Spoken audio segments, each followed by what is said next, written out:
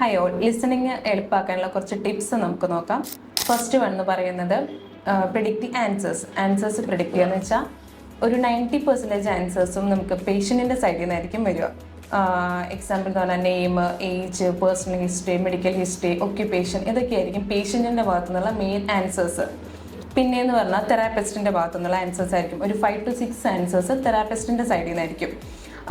അതിൽ മെയിനായിട്ട് ടെസ്റ്റ്, പിന്നെ മെഡിക്കേഷൻസ്, ഇതൊക്കെയായിരിക്കും തെറാപ്പിസ്റ്റിൻ്റെ ഭാഗത്തു നിന്നുള്ള ആൻസേഴ്സ്.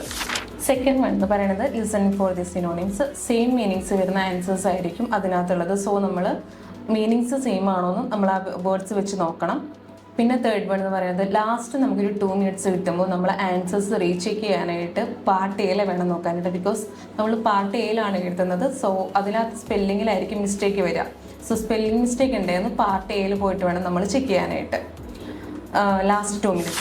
ബി ആൻഡ് സിയിലേക്ക് വരുമ്പോൾ അതായത് നമ്മൾ കീവേഡ്സ് സർക്കിൾ ചെയ്യുക. എന്തിനാന്ന് വെച്ച് കഴിഞ്ഞാൽ റെലവൻ്റ് ആയിട്ടുള്ള ഇൻഫർമേഷൻസ് ഐഡൻറ്റിഫൈ ചെയ്യാൻ വേണ്ടിയിട്ട് കീവേഡ്സ് സർക്കിൾ ചെയ്യുക.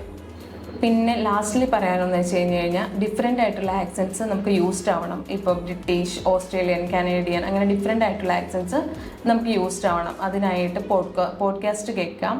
അതുപോലെ ഡിഫറെൻറ്റ് മെറ്റീരിയൽസ് പ്രാക്ടീസ് ചെയ്ത് നോക്കുക. അതുപോലെ കുറേ വെബ് സീരീസ് കാണും. ഇതൊക്കെ മെയിനായിട്ട് ചെയ്ത് കഴിഞ്ഞാൽ ഡിഫറെൻ്റ് ആയിട്ടുള്ള ആക്സെൻറ്റ്സ് നമുക്ക് യൂസ്ഡ് ആവും. അപ്പോൾ ഈ ടെക്നിക്കൊക്കെ യൂസ് ചെയ്ത് കഴിഞ്ഞാൽ നെക്സ്റ്റ് ടൈം നമുക്ക് ഉറപ്പായിട്ടും ലിസണിങ്ങിൽ ഒരു 400 and above മാർക്സ് സ്കോർ ചെയ്യാൻ പറ്റും. Okay, thank you.